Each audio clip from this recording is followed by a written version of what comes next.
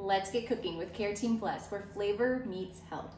I'm Chef Karla, and today we are making a Mediterranean En Papillote, Patatas Bravas, and we're finishing with a nice sweet treat snack that's a peanut butter, oat, chocolate chip energy bite. So today we are really focusing on recipes where flavor meets health. I don't think that your flavor needs to be sacrificed when you're making healthy food. So throughout today's cooking demonstration and our cooking demonstrations to come, I'm going to focus on giving you really great tips that you can implement at home in your recipes that you already are using. We're going to talk about how you can add more vegetables to your traditional recipes. We're going to talk about how you can use healthier quality items that are also affordable. And we're going to talk about some good portion control. Those three things together are going to make most of your plates much healthier for you. And it's all about compounding small things, small changes throughout your day, throughout your meals that are going to then result in big results. Let's get started. So to start, we're going to go ahead and begin with our Patatas Bravas. So Patatas Bravas is one of my favorite potato recipes. It's actually a Spanish tapa, traditional Spanish tapa, but I've made it a lot healthier. Traditionally, the potatoes are fried, they're tossed in, which we're gonna do. We're gonna toss it in a nice mayonnaise-based spicier sauce, but we're going to really trim back a lot of things, alter some things, still get all the great flavor, get rid of what we don't need, and it's still gonna taste awesome. So to start, I went ahead and I preheated my oven to 425 degrees. Then I have some red bliss potatoes here. You can use any potato would be fine. I just grabbed red bliss because they are on sale, and you can do the same. Grab what's on sale. Idaho potatoes are fine, golden potatoes, whatever floats your boat. The recipe calls for 4 medium potatoes, and so it's referring to a larger potato. So I went ahead and I just grabbed 8 small potatoes. So what we're gonna do is quarter them and make them a little bit more on the bite-sized side.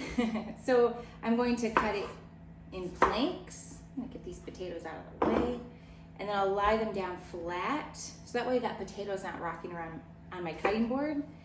Cut that in half and cut it into about that size. Cool? So go ahead and finish these potatoes, get them going. So did you know that potatoes are actually higher in potassium than a banana? Isn't that crazy? We're so used to just learning that a banana is really high in potassium, which it is. And the reason we teach it that way is because bananas are just they're ready to eat. We can just peel and pop it in. And a potato requires just a little bit of cooking. So the nutrition world has just made it more approachable by telling you a banana, but the potato is where it's at. So I think potatoes get a really bad reputation because of carbohydrates, but carbohydrates, it's a whole other thing we can really dig into, but carbohydrates in moderation and quality carbohydrates are actually good for you. And especially when I say quality carbohydrates, the best form of a quality carbohydrate is going to be one that comes from the earth. So thinking of a starchy vegetable would constitute as a high quality complex carbohydrate.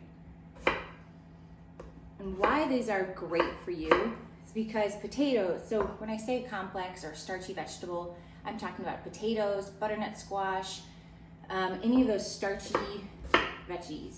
And the reason why is they are high in micronutrients. So again, you're gonna find potassium in them. They all have kind of something different. Like butternut squash or sweet potatoes are going to have beta carotene because they have that great orange color to them. So what I'm saying is don't fear your potato. Just make sure that you prepare it responsibly, consume it in a proper portion, and it's way better for you than, which I'm not saying pasta's bad or bread is bad, but it's going to have more nutrient density than a processed carbohydrate.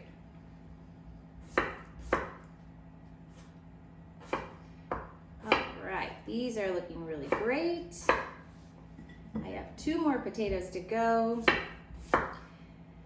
So one thing you're going to see is I'm a huge fan of making a larger batch. If I'm in the kitchen, I want to make it worth our while. All of us are so busy, And it's nice just to be able to get food kind of prepped in advance and get things a little bit ahead. Another point in doing larger quantity, it's actually more cost effective. So instead of buying like 1 or 2 potatoes at a time, you can buy your potatoes in bulk. Same thing as we move through this recipe, a lot of food is going to be a little bit more affordable if you're buying it in bulk, and you're going to find the value for your time and the value out of your wallet. Together, it makes a huge impact for just creating dishes that are a little bit larger in size. And then that way, you're going to have healthy food in your refrigerator waiting for you. And the healthy option will be the convenient option, which is always our goal. We want to keep things, when we're trying to eat healthy, we want to keep it really simple. So you can pop open your fridge, there's no questions what you're having for dinner. You have items already prepped, and you just heat it up and go. Isn't that nice? All right, so check out these potatoes. We're good to go here. What I'm going to do is roast these potatoes. So I have a sheet tray here. It has a lot of character. And then we're going to use some parchment paper. So you can use parchment paper or aluminum foil is fine. And honestly, you don't need to put it either on the pan. You can just spray a little bit of oil and put it directly on the pan. I like to use parchment or aluminum foil because it just makes it easier to clean. And I'm all about ease, my friends. Okay, I'm gonna grab a larger bowl for our potatoes.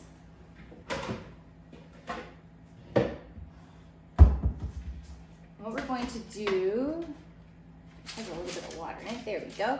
And I'm going to pop the potatoes in. And now I'm going to go ahead and add our oil to it. So we're just roasting these. So just a simple roasting approach. We're going to use, I actually have avocado oil on hand right now, but you can use avocado oil or olive oil. Those are both healthy, great cooking oils, high heat cooking oils, so either one would be awesome. And what I like to do is I put the potatoes in a bowl. And the reason being is that you can, instead of spreading them out on the pan and then putting the oil on, this is my approach, because in the bowl you can better coat the potatoes with the seasoning and the olive oil, or the avocado oil in this case, as opposed to it being on the sheet tray, and a lot of it just kind of ends up on the bottom of the pan. It doesn't really like evenly, consistently coat. So it's just a nice little step. Makes things a little bit more streamlined. So then I'm going to go ahead and add our salt and pepper. So this is just a pink Himalayan salt, or sea salt is great too. And I'm newly obsessed with these electric salt and pepper mills. They're just super fun. How fancy, right? It's really the little things in life. Awesome.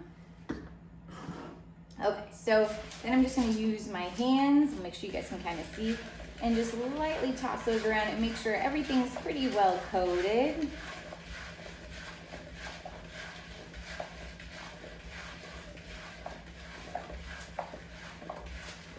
Great.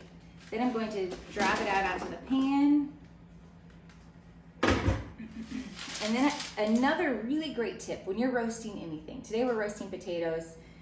When you're roasting something, the approach for roasting is that we want it to kind of have a crispier texture. And especially in this situation, Patatas Bravas, what I'm doing, I'm changing this recipe. So Patatas Bravas is a traditional Spanish tapa. And traditionally, they deep fry these potatoes. We're not going to deep fry because we want to avoid that oil. It's not really healthy for us. And the amount of fat that comes from the oil is also not great. So we're roasting it. And what we want is still, when we're roasting it, I still want to achieve that really nice, crispy end result.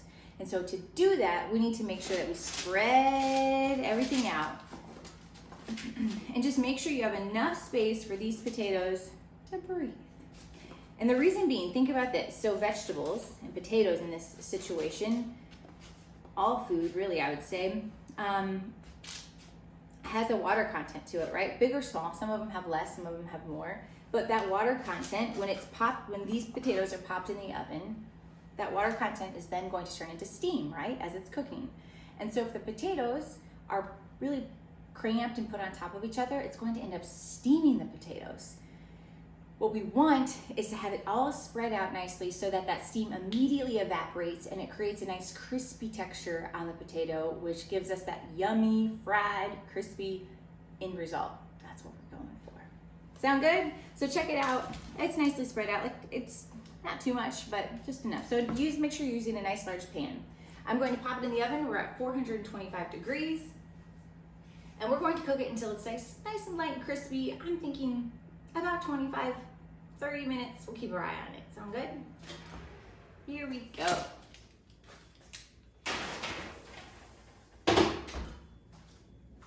Fabulous. So we're going to let those potatoes do their thing. While that's happening, let's go ahead and finish prepping the rest of the ingredients for the patatas bravas so we can finish it out when the potatoes are ready. Okay, so we're going to grab a bowl. The best part about these patatas bravas is really this sauce. It's really where the flavors at. It's definitely unconventional, if you will, but it's so good, my friends. Okay, so what we're gonna do, we need 3 tablespoons of a mayonnaise. So when it comes to mayonnaise, quality does really matter. So check out, when you're at the grocery store, check out the ingredients, read the label. The best way to approach this whole reading the label and eating healthier is opt for foods that have the least ingredients, okay? So we might, if we come across like Miracle Whip, it's actually not, it's not mayonnaise. It's made of a bunch of different ingredients that have kind of the texture and appearance of mayonnaise, but not quite the great same taste. And it's also just more chemically made. So we want to avoid those chemical processed foods as much as possible and opt for something that's more simple. So the ingredients on this are avocado oil, filtered water, egg yolks, whole eggs, vinegar, mustard, salt, rosemary, and rosemary extract. That, if you were to pull up a recipe for mayonnaise, that's what the recipe would read, except the rosemary extract. Rosemary extract is put in this for freshness. So when you are pulling ingredients to make in a recipe, try to think about, if I were to make this at home and from scratch, what would go in it? And if you don't know, you can always Google it if you're really interested, or just opt for more simple ingredients on the label. So I'm opting for, this is the Chosen Foods. It's a 100% avocado oil. And the reason why I tell you either avocado oil or an olive oil is it's a higher quality oil and it's healthier for you. A lot of mayonnaises are made with canola oil, which I would avoid. I recommend avoiding canola oil when you can. It's in a lot of processed foods. It's nearly impossible to avoid it, but when you can, opt out. Okay, so what we're gonna do, like I said, we need about 3 tablespoons. And you're gonna notice I like to carefully measure. When it comes to cooking, that's the fun. It gives you a lot of wiggle room, if you will. As opposed to baking, it's more of a science. Cooking is an art. Baking, you have to really make sure that everything is carefully measured or you're really going to be disappointed. But cooking, we can get away with. All right, so I've got some avocado mayonnaise there. Then I'm going to go ahead and I have some white vinegar, about 1 tablespoon here. The vinegar, it sounds really crazy to add. It adds just this depth of flavor. When you eat it, it doesn't taste like vinegar. It just adds kind of a great background flavor with all the other seasoning. So eyeball about 1 tablespoon there. Beautiful. Then I need 1/2 teaspoon of salt. Whoop.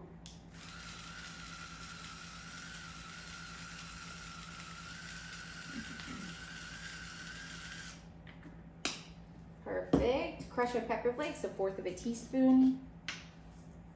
So crushed red pepper flakes, if you are a big fan of spicier foods, awesome. You're gonna really like this part.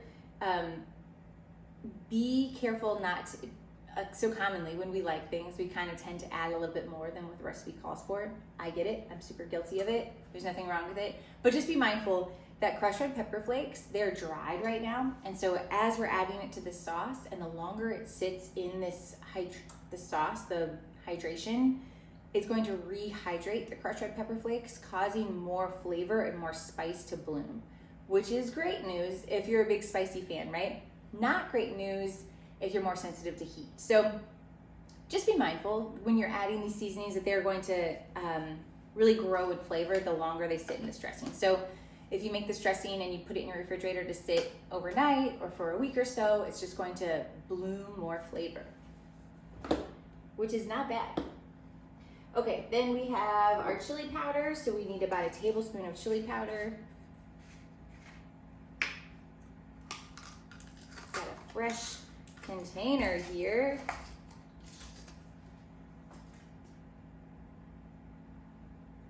There we go, yum. Some garlic powder. I need a half a tablespoon.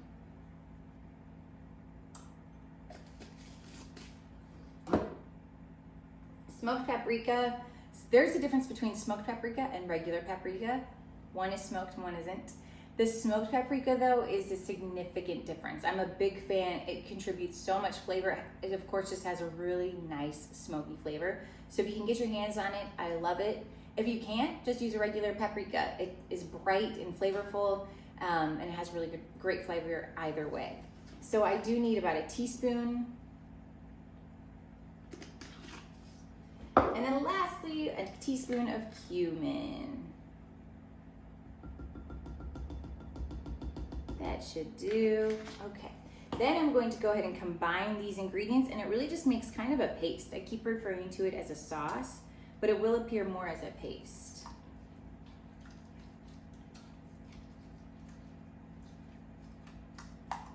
Awesome.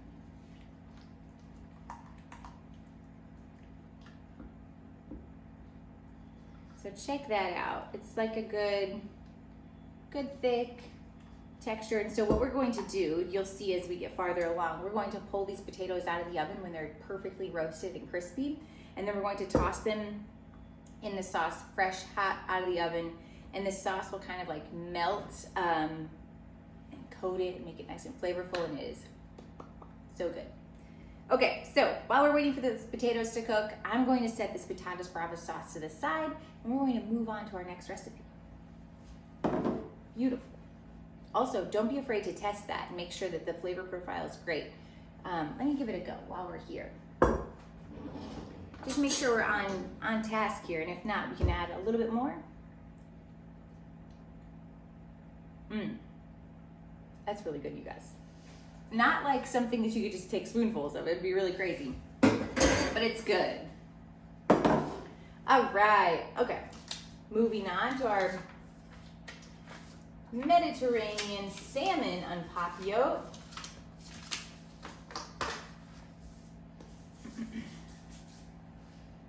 So we have probably another like 15-ish minutes left of our potatoes.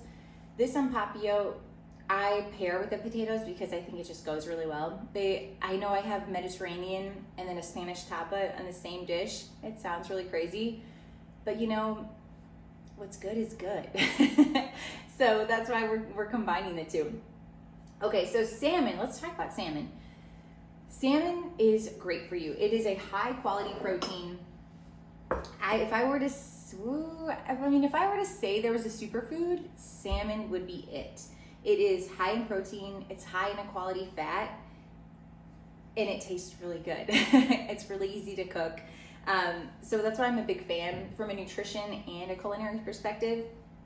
So in sourcing your salmon, there's a lot of options out there, aren't there? When it comes to seafood in general, it's super overwhelming, or it can be super overwhelming. Here's a good approach, if you will. I like to think about it as an umbrella, okay? So the top option, the top really great option for choosing seafood is going to be wild. The reason being is that the wild fish is out in the world in its natural habitat, thriving theoretically, and eating natural food that's in its natural habitat. And so that healthy natural habitat is then serving that fish and making him healthy. Then when we eat it, we get to reap all the reward, which sounds really kind of crazy. Just kidding. That's just the way the world works. But you are what you eat. So you want to be sure that what your seafood is eating is quality so that you get to reap the reward of quality food as well. So the wild is going to be your best option And then there's a few options from there. You can find, if you can find fresh wild salmon or fresh wild seafood, awesome. There's also equally as great would be a frozen option. So if you can find wild salmon, that's frozen, perfect. Those are actually pretty convenient because they're portioned. They're kind of in those vacuum sealed packs, and they're already frozen. So you can buy usually a larger bag of them with 4 to 6 pieces. And then when you're ready to cook them, you can go ahead and pull however many you need, 2 or 3 pieces out. And what I would do is remove it from that packaging. I would place it on a plate with a paper towel, place that frozen salmon or fish on it, put it in the refrigerator, and let it thaw overnight. And the reason being is that if you left it in that plastic packaging, it's just going to kind of waterlog the fish, and it really disrupts the texture. It doesn't make it unhealthy, it doesn't make it unsafe, it just it's just not as great texture. So getting that water out of the salmon and getting it away from the salmon is the best way to go about it. So if you notice that that paper towel is really damp, like before you go to bed, just swap out a dry paper towel and make sure a lot of that water is coming out and not sitting on top of that salmon. So that's in regards to wild. So we're saying wild is going to be best, most nutrient dense, and you can either opt for fresh or frozen, and then we talked about how to get through a frozen piece of salmon. Another option is going to be farm raised, okay? So there's actually sustainable farms out there that do a pretty great job in creating a great environment for the fish that gives them an opportunity to thrive, eat healthier foods, so that when we eat it, we get the goodness too. So there's sustainable farms out there. That's a really great option. If a piece of seafood is sustainably farmed, it will be labeled on either the packaging, whether it's fresh or frozen, or like, when you're at the butcher or the fishmonger, it'll tell you on that label. Or you can ask, there's no harm in doing that. And then there's the Atlantic salmon as well. So that's going to be more farmed salmon. And all of these salmons, they all have different textures and tastes, and you're also going to find what really you like and what works for you. I just like to give you all of the information and what's going to be your most nutrient dense bet. In this particular recipe, I talked all about salmon. You can really use a lot of different salmons here. A lot of different seafood. So today I'm using salmon because it's so nutrient dense. I really like it. It pairs really well with the flavor. But cod would be really great. Mahi, snapper, honestly, you could do some raw shrimp, like maybe 6 to 7 pieces of raw shrimp would be really great. Just bundle them up. We'll talk about that. So really a lot of different seafoods would work fantastic in this recipe. So you get a lot of wiggle room here. Just before you start the recipe, make sure that your salmon or your seafood is thawed all the way through. Okay, now let's go ahead and prep our veggies. As I got to chat so much about seafood, there's so much to say. It can be really kind of overwhelming. So we're going to start with our lemon. I just have 1 whole lemon here, and I'm going to go ahead and slice it.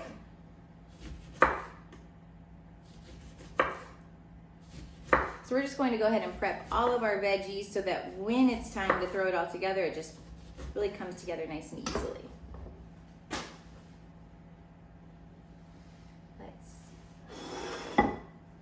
Then I have a bell pepper here. So what I want to do is go ahead and just dice it. And boy, do I have a trick for you guys. So what we're going to do is cut the top and the bottom off of this bell pepper. I'm going to avoid these seeds as much as possible. Ooh, it smells really good. I love that. I have a red bell pepper here. The recipe it just calls for a bell pepper. So you can use green, yellow, orange, red, whatever floats your boat, whatever on sale.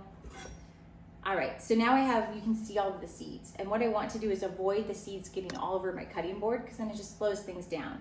So I'm gonna go ahead and square off the bell pepper, completely avoiding the seeds. And then boom, that's my waste. So I'm gonna go ahead and throw it away. But that way, I just have the good stuff right here. Hopefully that's life-changing for you. Or maybe you already know. Either way, it's good news. Okay, so I'm still going to use the top and the bottom. No need for us to waste that. And this is the bottom portion. So I'm just going to go ahead and cut it into strips for the most part. Realign it and just give it a nice dice.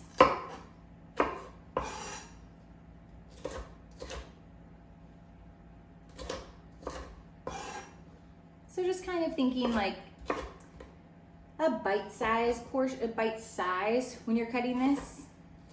You know, recipes, they can say minced and diced, and they can be really specific. And really the best thing for you to think about when you're approaching a recipe is just what's the end result going to be with this, and then from there kind of deciding. So like if you're making a soup, I usually cut the pieces a little bit smaller so that when you get a spoonful of soup, you have different veggies or a bean or whatever, so that more things are on your spoon as opposed to like one large piece of bell pepper. So maybe that'll kind of simplify things as you work through some recipes.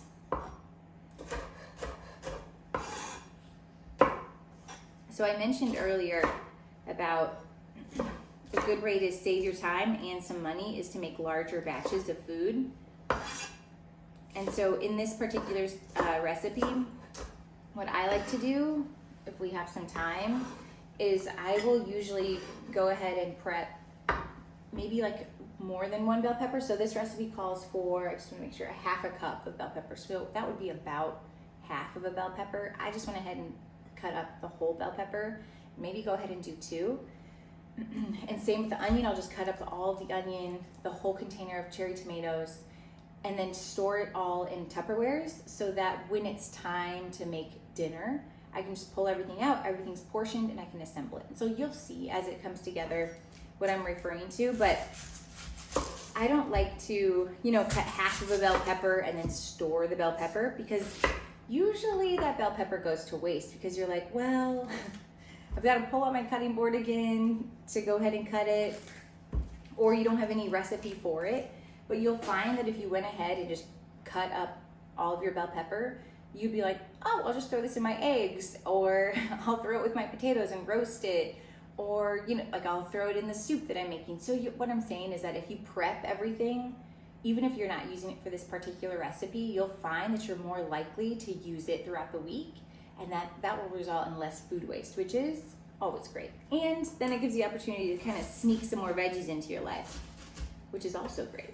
So sorry, I'm talking so much, so I'm missing how to cut through this onion. So what I did is I stood it up and I'm cutting straight down. Then I'm going to knock it down and cut it and then run it parallel. And so that is going to give us a perfect, nice dice. Check that out, isn't that great?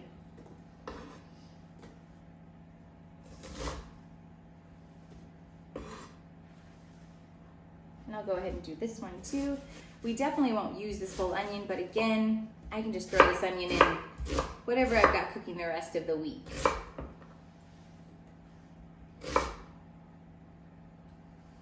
I can smell the potatoes. It's looking good. Well, I'm assuming it's looking good.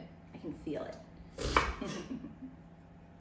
I have some little pieces here on the onion I'm getting rid of because they are just a little, I should have probably peeled that part off. There we go. Okay.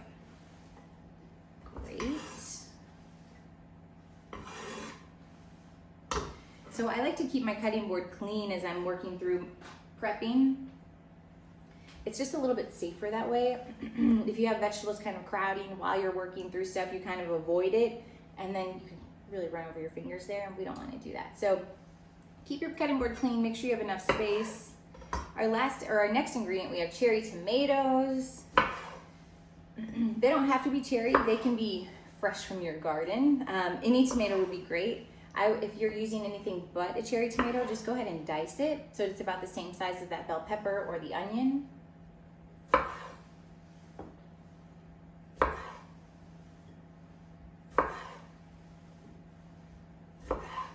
Okay, and then almost there, we have some garlic. So I like to buy pre-peeled garlic. It just makes things a little bit easier, save some time. If I were to recommend there's like a scale when it comes to garlic, right? So there's the pre-minced jarred garlic, okay, let's start from the top. I highly recommend just buying garlic bulbs. You're gonna find it has higher flavor. The flavor is just way better. The nutrient density is really great. So a bulb of garlic is going to be fantastic, 2 thumbs up.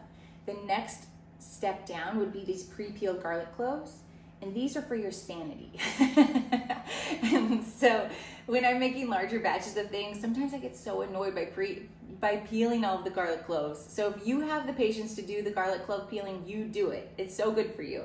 But if you need to save some time, just go ahead and buy these pre-peeled. The flavor is still, I would say, an 8 out of 10 as opposed to the bulb of garlic. So it's pretty close. The nutrient density is still there. It's just not as high because it's removed from its natural packaging, if you will.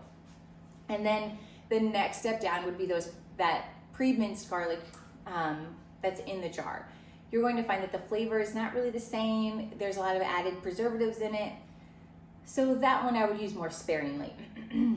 If you were to either use the jarred garlic or nothing, I would say use the jarred garlic because then you'll get some good flavor. There's it is about garlic. Okay, so what we're going to do is go ahead and slice this, which is more of a non-traditional way of approaching garlic cloves. So just be mindful. You want to make sure your fingertips are tucked. You're using that bear claw method, and just rock your knife through and just rotate that garlic clove down so that you're not getting those fingers. It doesn't have to be perfect or perfectly thin, but it does create a really nice texture and shape for the end result of this recipe. If you are just kind of a little worried about this, you can just go ahead and smash your garlic clove and mince it if you'd like. But I find that doing the slice, make sure that it doesn't overcook the garlic, and it cooks it really nice and perfectly, to be honest. Awesome. Okay. Put that aside. Then I have canned artichokes. So I just bought a can of artichoke hearts. They're in water, and I went ahead and drained them. They're quartered artichoke hearts. So just trying to make my life simple and saving time where I can. Yum, those are good. Artichokes are actually really great for you. They're another vegetable that we kind of overlook. They have that bitterness to them, so they're really great at detoxing your liver, which is always good. There's so much burden on our liver these days, just in the world we live in, all the advancements we have. Okay, I think our last vegetable is going to be our olives. So we have Kalamata olives here. So these are going to be our black olives. Honestly, you could really use whichever olive. If you love an olive, opt for those. My trick here for you is we're going to quarter these olives lengthwise. And the reason being is that it's going to, again, what it's going to do is spread that flavor out. Instead of having big chunks of olive throughout your En Papillote, it's going to spread the olive flavor out so it's not overpowering. And you get good, yummy little bites of olive, but it's not like, whoa, I'm just eating an entire olive. So quarter them. Here we go. So that's what they're looking like. Yum. And again, I'm just doing a little bit more than I'm going to need for these 2 pieces because I'm kind of thinking about, oh, tomorrow I'll just make this En Papillote for dinner too.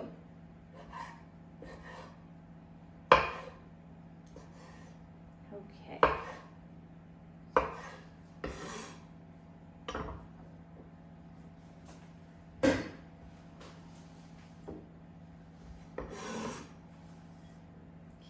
Rinse my hands off.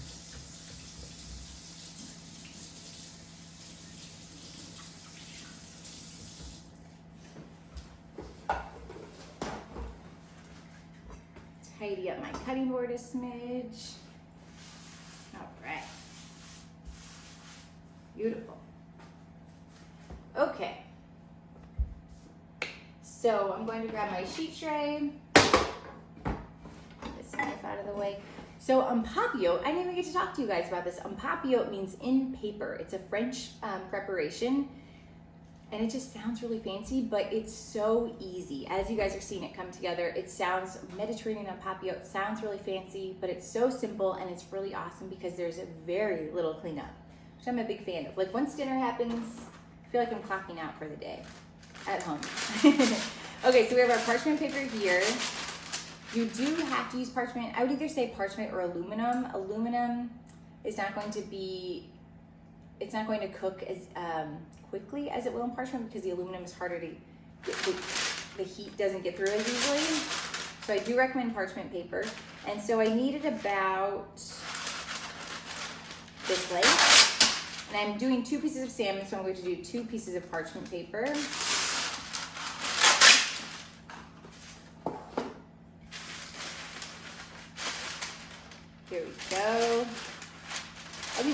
time, just to make sure you guys get to see everything. All right, here we go. So I have my salmon here, and I'm going to set it off to the side, because what my goal is here is once I have everything in, I'm going to close it. So I want to make sure I have enough space to close it and seal it. So as you add it, keep that in mind. I'm going to actually move it up a little. There we go. Now I'm going to go ahead and season it. So you can use Italian seasoning, crushed red pepper flakes. Sometimes I use like lemon pepper seasoning. You can put some salt and pepper on here. Really just like give it a little flavor. I actually like to use, make sure we do both sides.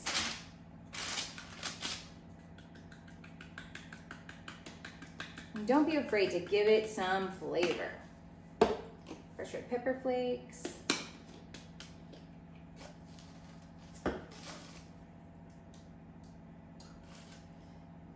We'll flip it.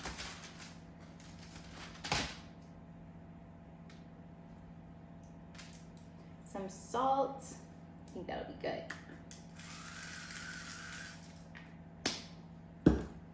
All right. Okay. So then I have our 2 lemon slices. I'll go ahead and put those right on top. And so what's going to happen when we close this parchment, pop it in the oven, it's going to steam. The moisture from the vegetables, which we've talked about, the moisture from the salmon, and then the heat from the oven is all going to create this steam, and it's going to it's going to cook it all together, and all those flavors going to marry together, but also it's going to create a nice little kind of thin sauce from all this goodness. It's really cool just how simple it is and really very flavorful. And look at all these awesome veggies we're getting in. And we're adding the vegetables for flavor. We're not like, oh, I have to put the veggies on my plate because they're good for us. Like, they're here because they're good. All right, so we have our bell pepper. I added our garlic slices, and I'm just kind of putting them off to the side, however much you really like. Our artichokes, put 4 there. Yum. Some tomatoes. Look at this, you guys. Olives. I know some people are big fans of olives and some people aren't, so you can skip them if you'd like. You can also swap out capers is what I'm trying to say. Instead of olives, you can do capers. Okay, that's everything, right? We've got everybody here. So check that out. How beautiful and colorful is that already, right? Makes my heart so happy. All these great veggies. This is definitely a good solid portion of vegetable serving. And then we have, this is a 4 to 5 ounce piece of salmon. Is going to be perfect. I did go ahead and I removed the skin. It just makes it easy. I don't know. A lot of people just aren't big fans of the skin, so I just opt those out. And it's nicely lightly seasoned. So now I'm going to take this parchment paper and I'm going to close it shut so that it's even. And then I'm going to start from this bottom corner and just fold it. I'm gonna make sure you guys can see. And fold it around. Make sure everybody stays in there. That artichoke's trying to pop out. Get in there. Okay. And so I'm just turning it and rotating the salmon. Boom. And so it just makes this cute little envelope of salmon. So you can just keep that on your sheet tray. Call me crazy, but you can make a few of these and have them in your refrigerator so that just make a few extra. So say you're making dinner for tonight, make whatever you need for dinner, and then make a few extra all the way to this point, pop them in your refrigerator, and so when you come home from work or a really busy day, pop it straight in the oven and go. How awesome is that? So you could even skip this whole folding and all that if you wanted to. My rule of thumb for raw fish in your refrigerator is 3 days, okay? So if you bought your piece of fish, depending on how, the quality of it and all that jazz, usually you have about 3 days in your refrigerator until I would say you have to hurry up and eat it or it would be waste. So just be mindful of that timeline. So you can prep these for up to 3 days. All right, I'm just going to do a second one just to make sure you guys got it, we're going to do our crushed red pepper flakes, give it a good season. Flip it. Some salt, Italian seasoning.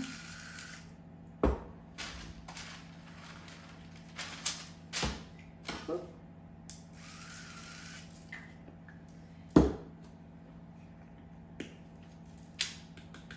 Remember, don't be afraid to give it some love.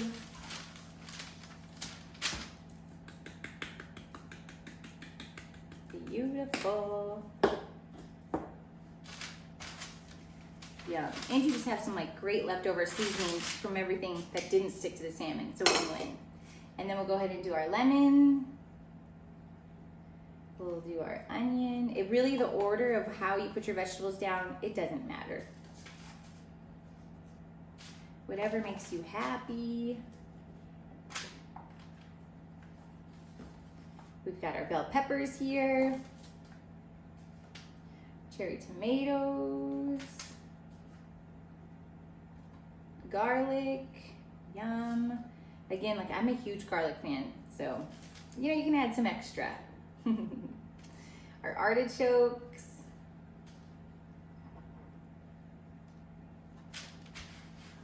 Make sure we have enough space, and then our olives. Awesome. Okay, and we'll do the same thing. So I'm going to go ahead and close the envelope, if you will. Make sure I have enough space. And then starting from the bottom, I'm going to fold it. Just taking the bottom and folding and scrunching the paper, just so that it seals. It doesn't have to be this perfect airtight seal. It won't be. Do not tape it. Do not staple it. Just use a good old tuck and roll. Okay, there we go. Check that out. So we're good to go. We have these two perfectly made pouches, our En Papillote. And I'm going to go ahead and pop them in the oven. My oven's preheated at 425, and it's going to take about 12 minutes or so. Here we go. Let's check in our potatoes while we're at it. Ooh, you guys. They look so good. Here we go. Yum. So check them out. They're nice and crispy. So good. Look at that. I'm so pumped. That's beautiful. Okay. So we have our awesome yummy sauce. What I'm going to do is I have this bowl that I had my potatoes in, and I'm going to take my potatoes and coat them.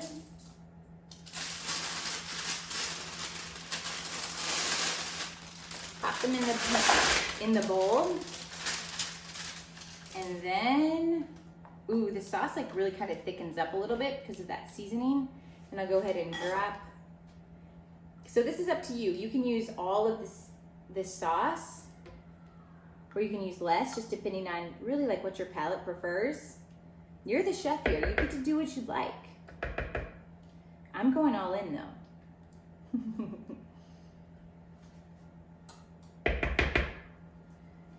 Yum.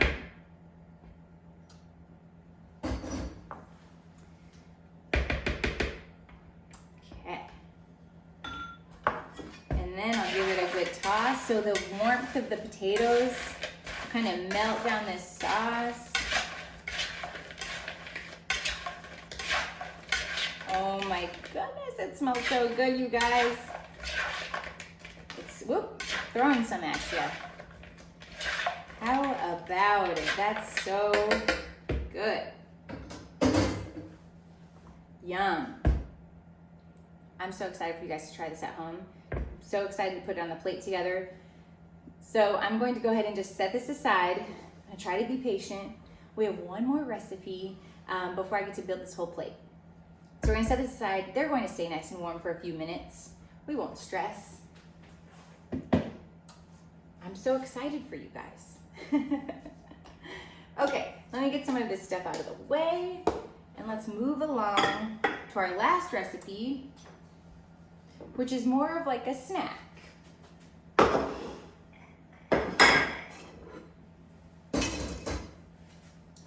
Okay, here we go.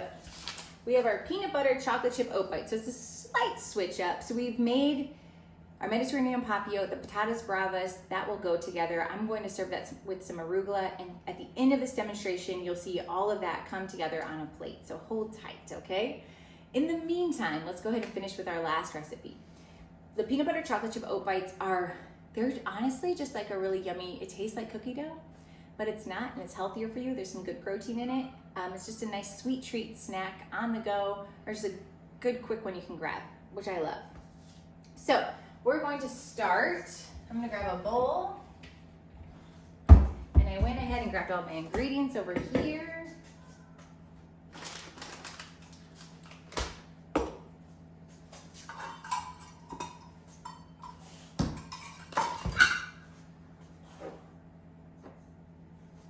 So this is one of those no-bake recipes. Put everything in the bowl, give it a good stir, shape it, and you're on your way. So we're gonna start with some old-fashioned oats. I need 1 cup. So old-fashioned oats work great, or you can use quick cooking oats, whatever you have.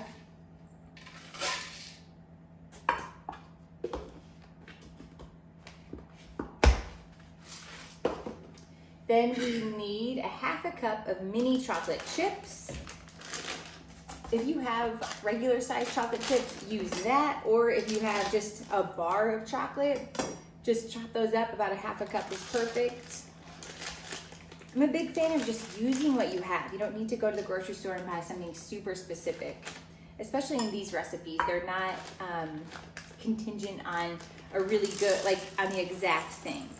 But there's always wiggle room when it comes to mini recipes.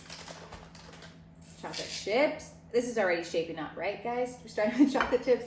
Then we need a 1/2 cup of peanut butter. So I'm using a creamy peanut butter. Peanut butter is usually an item in the grocery store that's going to have a man-made oil in it, which is it's called partially hydrogenated oil. I recommend avoiding it when you can, because it's a man-made oil. So when you consume it, your body doesn't recognize it. It's like, who's this guy coming in? Nobody trusts him.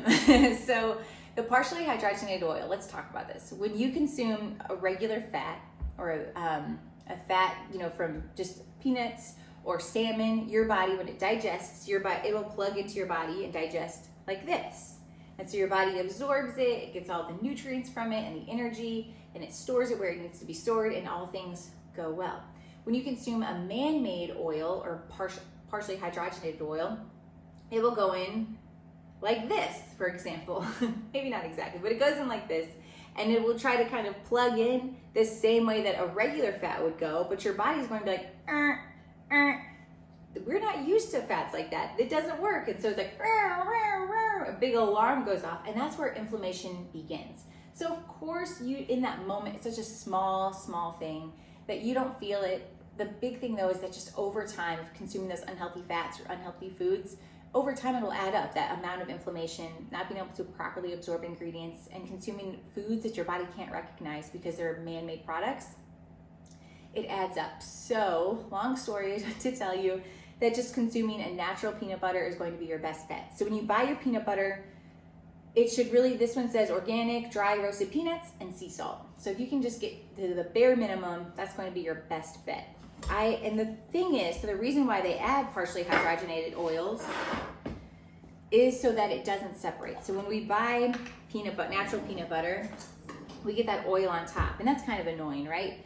But what I like to do is just take a butter knife and stir it when you first open it. So this is a fresh jar of peanut butter. So I want to make sure I get the bottom part, get that oil in there as much as possible. So that partially hydrogenated oil emulsifies the peanut butter. And so it keeps the oil from just going to the top. However, we've got this butter knife and we can handle it. We don't need that partially hydrogenated oil, right? Okay, so here we go. Get all that off. And so what you want to do, once you give that a good stir, just store this jar of peanut butter in your refrigerator upside down, and it will keep it emulsified, or more so emulsified. Then my next trick for you guys, when you measure out your peanut butter, here's my half cup. I like to give the measuring cup a light little spray, so that it won't stick to our measuring cup. It will just come out easy breezy. Here we go. So we need a half a cup. Pop it in. Make sure we get it all. And you're gonna find that the natural peanut butter has, because of that oil, it's going to be a little bit thinner. It's really quite good. And in this situation, you're not going to notice as much because we are adding sweetener to it still. So like a regular peanut butter is going to usually have some sugar added as well as the partially hydrogenated oils. Next, we need 1/3 of a cup of honey. I'm going to do the same thing, give it a light spray. So again, the honey doesn't stick to my measuring cup. So you can use honey here, you can use maple syrup, but you can't substitute just straight sugar because we're really using this for the moisture. So we want it to be kind of sticky so that it binds together and makes a really nice little ball at the end result. There we go. And honey perfect, it cleans out the measuring cup. Honey is going to be a little bit more nutrient dense than a granulated sugar. There are just some micronutrients in it, as opposed to granulated sugar doesn't have any nutrient value. Next, we're going to do 1/3 of a cup of chia seeds. So chia seeds you could either substitute chia seeds or ground flax seeds. They're just going to be higher in fiber, omega-3 fatty acids. So it's just adding a little bit of nutrient density here. And our last ingredient, I'm going to use a vanilla protein powder. I went ahead and measured it. So you're going to use 1 whole scoop, or it's going to be about 30 grams. I think it ends up being about 1/4 of a cup. So because a lot of protein powders, they have different size scoops. So about 1/4 of a cup of a protein powder will be great. When it comes to protein powder, it's the same rule of thumb, just opting for something that has the least amount of ingredients. All right, that's everything in there. I'm going to give this a good stir, combine it. I want you guys to see it come together. So these little bites are so good. We've got the fat in there. The peanut butter is going to be a great source of fat, so it'll kind of give us a little bit, it'll fill us up for a good bit of time, be satisfying. We have the oats, which are going to be a complex carbohydrate, so they have a little bit of protein and fiber in them. We have the chia seeds that will give us some good healthy fats as well, and fiber again. The added protein powder, which will help keep us full. And then the chocolate chips and the honey, just to make it really delicious. It's good for the soul, right? And so I'm a big fan of when we cook healthy foods or prepare healthy foods, we're not getting rid of any particular foods. So we're still using a chocolate, we're still using sugar, but we're using them wisely, if you will, and we're going to portion it. So it's going to contribute to making the dish really tasty, but it's making a really tasty dish that's healthy for us as well. So I'm going to just use a little cookie scoop, or also known as an ice cream scoop, and we'll take these out and make cute little perfect bites with them. And I'll just make them into little balls and pop them in a Tupperware. So this recipe will last prepared in your refrigerator, covered, for up to 7 days. If you don't see yourself eating all of these in 7 days,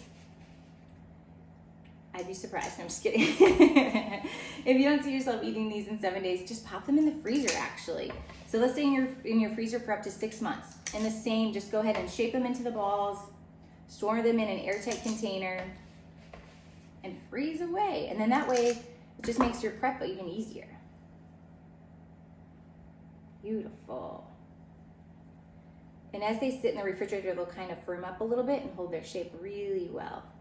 But check that out, you guys. We got chocolate chips, peanut butter, oats, chia seeds. Good. So this recipe, it will make Depending on how large you make the balls, it could make anywhere between 10 to 20 different balls. The size that I'm making here, we're probably looking at close to like 10 to 15. Beautiful. One of them is about 100 calories. You're going to get about 3 grams of protein and 2 grams of fiber. Perfect, nice little snack. When you eat it, you can eat it just on its own or have a banana or an apple as well. You know, whatever floats your boat, or some yogurt. Crumble it on some Greek yogurt would be really great. But that is our peanut butter oat energy bite. I hope you guys love that recipe. It's one of my favorites. I'm going to wash my hands. We're going to check on the salmon.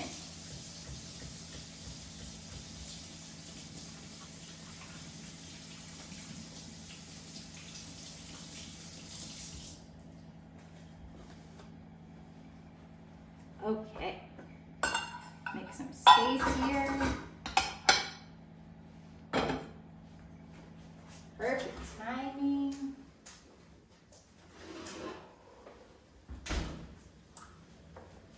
Okay, check this out. So what I like to do to make sure it's done, so I use the timer to get a good idea. It's about 12 to 14 minute cooking time. What you can do is just press on it to kind of get the feel of the salmon and see if it's what we're looking for. That's a great way, or of course just opening it is a good way as well. I'm gonna find our potatoes and we're going to build this plate. Put this to the side.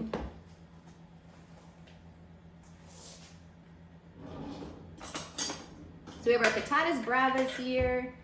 Yum.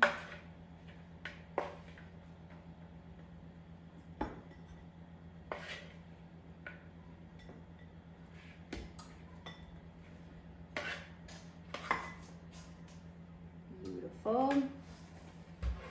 Then I'm going to put in a little bundle of arugula. It just pairs so well. That little sauce that I was mentioning that happens in the En Papillote.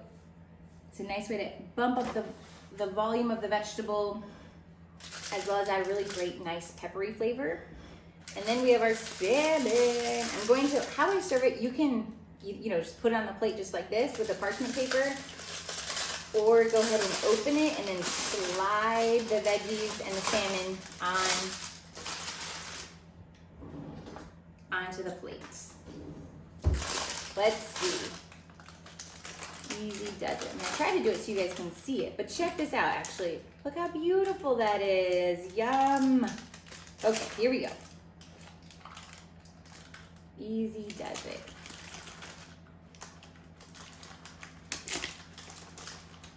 Sorry, I'm blocking your view for one moment. Here we go.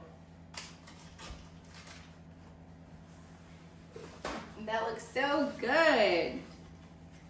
Check it out, you guys. So we have our Patatas Bravas here, that traditional Spanish tapa.